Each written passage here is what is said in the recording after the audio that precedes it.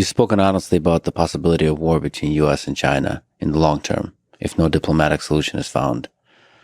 For example, on the question of Taiwan and one China policy. Right. How do we avoid the trajectory where these two superpowers clash? Well, it's worth reading that book on the difficult to pronounce Thucydides trap, I believe it's called. I love war history. I like inside out and backwards. There's hardly a battle I haven't read about. And trying to figure out like what really was the cause of victory in any particular case, as opposed to what one side or another claimed was the reason. Both the victory and what sparked the war and Yeah. the whole thing. Yeah. So that Athens and Sparta is a classic case. The thing about the Greeks is they really wrote down a lot of stuff. They loved writing. There are lots of interesting things that happened in many parts of the world, but people just didn't write down. So we don't know what happened, or they didn't really write in detail. They just would say like, we had a battle and we won. And like, well, what? Can you add a bit more? The Greeks, they really wrote a lot.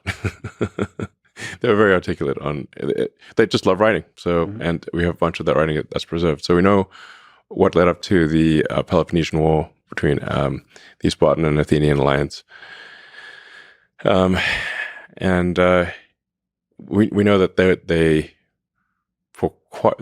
saw it coming. I mean, the Spartans didn't write. They also weren't very verbose by their nature, but they did write, but they weren't very verbose. They were terse. But the Athenians and the other Greeks wrote a lot, and they were like, and Sparta was really kind of like the leader of Greece. But Athens grew stronger and stronger with each passing year, and everyone's like, well, it's inevitable that there's going to be a clash between Athens and Sparta. Well, how do we avoid that? And they saw it coming and they still could not avoid it. So, at some point, if one group, one civilization or country or whatever exceeds another, sort of like if, the United States has been the biggest kid on the block since I think around 1890 from an economic standpoint.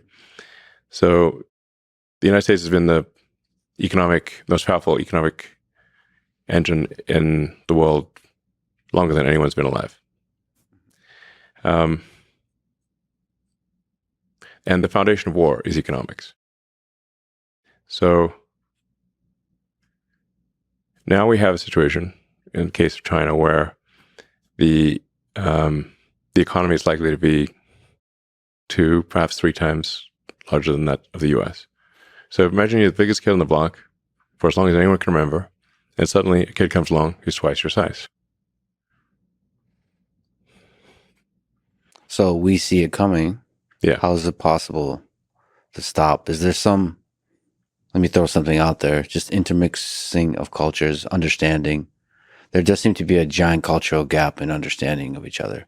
And you're an interesting case study because you are an American, obviously. You've done a lot of incredible manufacture here in the United States, but you also work with China. I've spent a lot of time in China and met with the leadership many times. Maybe a good question to ask is, what are some things about China that people don't understand, positive, just in the culture? What's some interesting things that you've learned about the Chinese? Well, the sheer number of really smart, hardworking people in China is incredible. There are really, if you say like, how many smart, hardworking people are there in China? There's far more of them there than there are here, I think, in my opinion. And they've got a lot of energy. So, I mean, the architecture in China that's in recent years is far more impressive than the U.S. I mean, the train stations, the buildings, the high-speed rail, everything. It's really far more impressive than what we have in the U.S. I mean, I recommend somebody just go to Shanghai and Beijing, look at the buildings, and go to, take the train from Beijing to Xi'an, where you have the terracotta warriors. China's got an incredible history, very long history.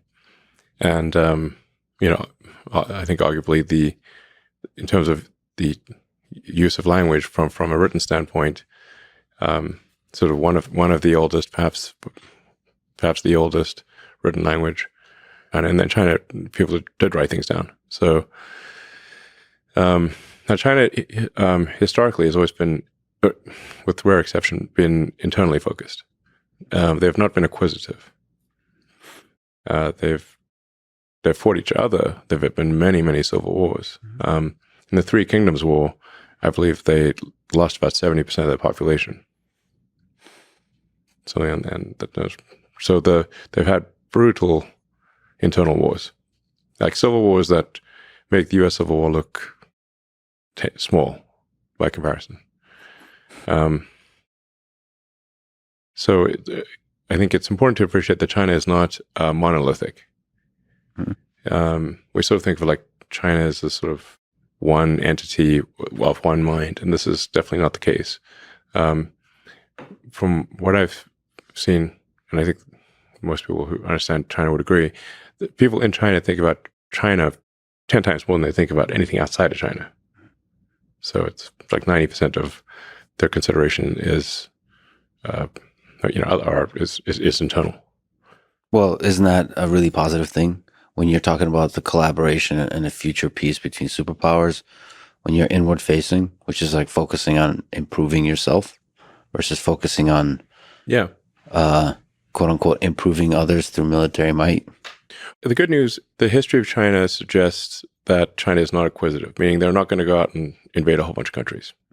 Now, they do feel very strongly, so that's good. I mean, because a lot of very powerful countries have been acquisitive.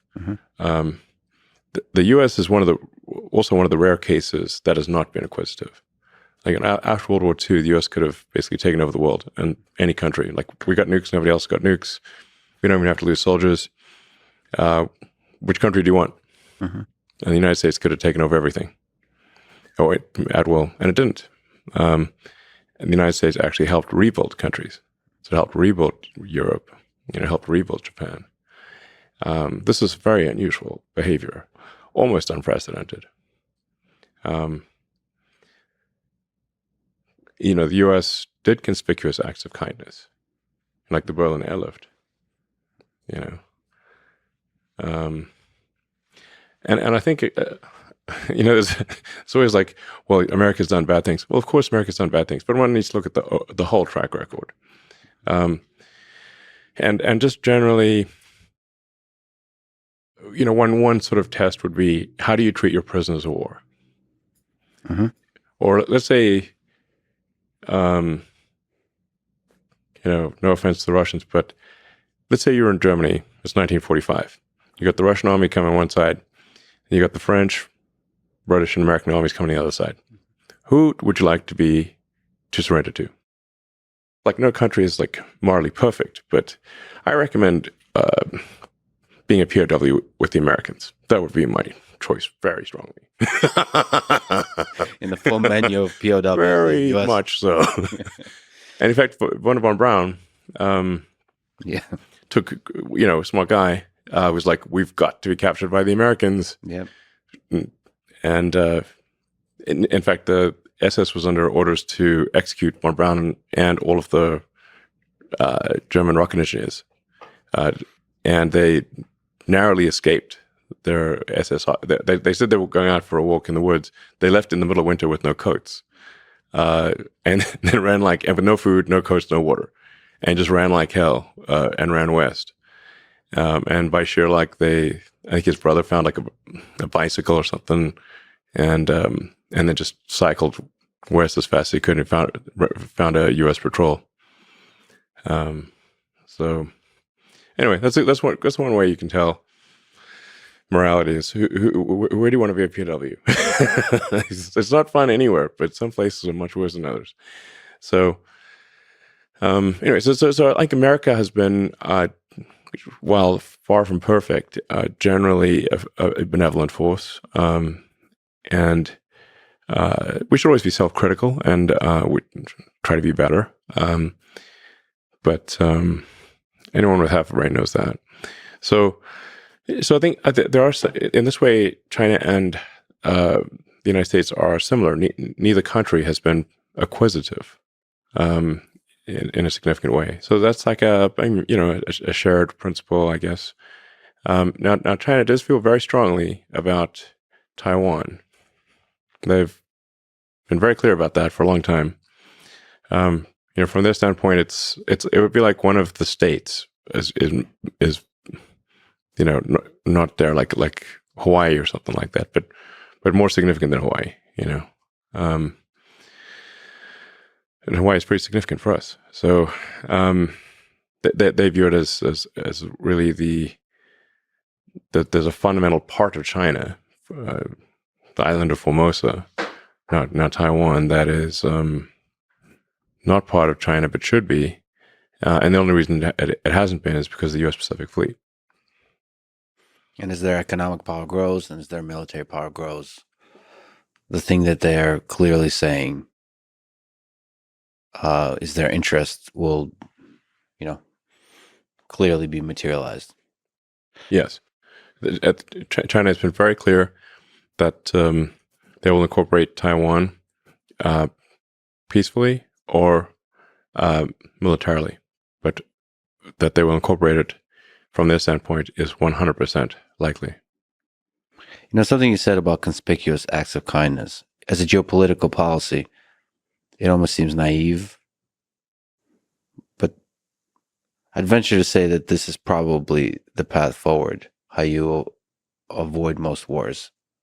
Just as you say it, it sounds naive, but it's kind of brilliant.